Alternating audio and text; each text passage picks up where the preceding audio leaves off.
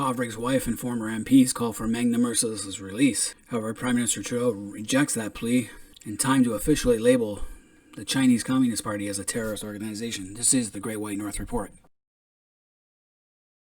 Alright, Michael Kovrig's wife has been in the news lately this past week. Says she backs letter by former MPs and diplomats calling for Meng Wanzhou's release in order to get her husband back. And she has the support of quite a few former politicians. Now these guys are former politicians, so they don't have to worry about the blowback from Canadians themselves. The ones I recognize are Lloyd Axworthy, Ed Broadbent, Alan Rock are the ones I recognize the most of all these ones. Again, they're all politicians, so they have nothing to lose themselves. In fact, over the years they've probably taken gifts from the Communist Party of China during their times in office. So I really don't pay much attention to them.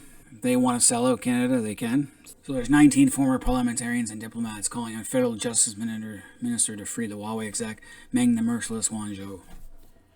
This is in order to secure her husband Michael Kovrig, another one, Spavor, but I'm sure Spavor is included in that. There's not even a guarantee that if we were to release Meng, the CCP would release the two Michaels right away. They might keep them for a few months just to teach Canada a lesson before letting them or getting extra conditions set. So this letter was dated June 23rd, and the signatories say that Canada's Justice Minister has the legal authority to intervene. Yes, of course, we know that. It's in our extradition treaty. It's amazing this letter was signed by a bunch of former has-beens, and we should take them seriously? Right. So Trudeau, I was actually impressed that he had the balls to reject that call to release Meng Wanzhou. That was probably the firmest action I've seen him take when it comes to China. And that he's slowly sliding out the fence in favor of harsher measures against China, like the Australians are doing in the United States. So I'm happy with that. I'll give him full credit for that, because we shouldn't be bullied into this. Guy Jonathan Manthorpe, he says it perfectly well. Of Ottawa's failure, all the way back to Pierre Trudeau, Mulroney, Chrétien, Paul Martin, and Harper, to recognize and confront the efforts by the CCP to infiltrate and influence Canadian politics, academia, and media, and to assert control over Canadians of Chinese heritage. See it all the time. We do. The Confucius Institute is one of them, and the student protests erupt every time somebody speaks out against China.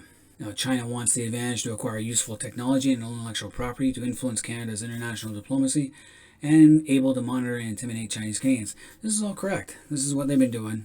Like Canadian MPs, they received extravagant gifts. Now, is this a form of bribery? It can be.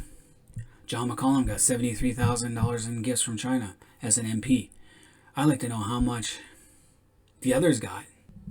Now Ottawa says it's sponsored travel. Yeah, first class travel, okay. That's being yeah, I agree, it's being compromised. John McCollum spoke up on behalf of Meng when she was first arrested. $73 goes a long way to that. Who knows how much more he got for saying that. So what can we do? This is what we can do. This is the path we should take. We should say we're going to boycott the 2022 China Winter Olympics until the two Michaels are released and the other two Canadians on death row, Schemberg, and I forget who the other one is, are given just prison terms. That will put pressure on China because others might follow our example. There is a precedent for this in 1980 when the Soviets invaded Afghanistan, and then in 1984 when the Soviet Union and the East Bloc did it in retaliation. So there is a precedent to boycott an Olympics, and this would be a perfect opportunity to do it. We could also recognize Taiwan as the sole legitimate government of China, and it could be in our best interest to do so. After all, the Taiwanese president is elected by the people of Taiwan, unlike in the CCP where the people do not directly vote for their president or for any other party. It's just the Communist Party of China controls everything. One state, two systems that Hong Kong had signed on to isn't working right now. So it would be in Canada's best interest to use that as leverage, political leverage against China, because we can easily do it. Now, we could also label the Chinese Communist Party as a terrorist organization. I've said this in my last video, that because they've taken hostages, those two Michaels are definitely hostages. And if we give into a hostage-taking situation, it could lead to more and more, and there would be a precedent for dealing with them. Giving in to terrorists, no matter how terrible they are. And I like to invoke the spirit of 72 when the Canadian national hockey team was down to the Soviet Union. They didn't give in. They fought back and won the series.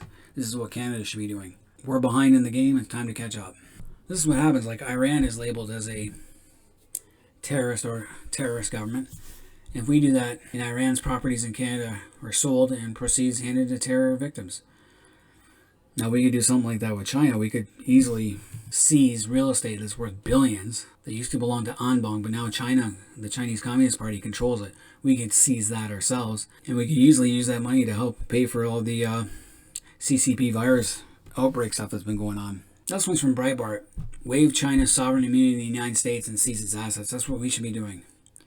We should be waiving China's sovereign immunity, seize all the assets. That way we can get Meng the Merciless Wanzhou's $2 million houses in Vancouver and sell them off for profit to help pay for this pandemic that's been going on. Because someone's going to have to pay for that eventually. So the time is to get tough or give in. And I am all for getting tough. I do not want the Canadian government to give in, and most of the people do not want them to give in. These 19 former has-been politicians can go stuff it. I'm all for putting this chick in jail. Let her see what the two Michaels are going through. The first thing we've been doing is responding to Chinese actions while encouraging allies to speak out. Now, Trudeau has hardened his language, and Chinese claims that Canada is racist. Really, you should see how racist they are in China. Secondly, if we do swap or release Meng, as suggested by John Manley, that might have worked in the early stages if the government had employed former Prime Minister Jean Chrétien as envoy. I don't think so. Yeah, it represents an about-face by the Canadian government, having wrapped itself in the cloak of high principle and the rule of law, independence of the judiciary. Such a move would be viewed as appeasement, kind of like Chamberlain, by critics and our allies, and we wouldn't be trusted. And the Chinese would use that as vindication of hostage diplomacy and bullying. And like I said previously, what assurance do we have that they would immediately release the two Michaels? They probably wouldn't. They'd keep them for a few more months to make us sweat and to get more concessions out of us. So I believe we should show more muscle, speed up our military rebuilding, especially navally, and get more ships out of the South China Sea, or subs for that matter. We could revoke the visas for children of senior officials studying in Canada, of course. We should be doing that anyway. And ask Five Eyes partners to take the similar actions. There's 140,000 Chinese students. We should have kept them here until the two Michaels were released. Don't give them their degrees, and they'll be upset, as well as all that real estate. So it's time for us to have our own punch up in Beijing.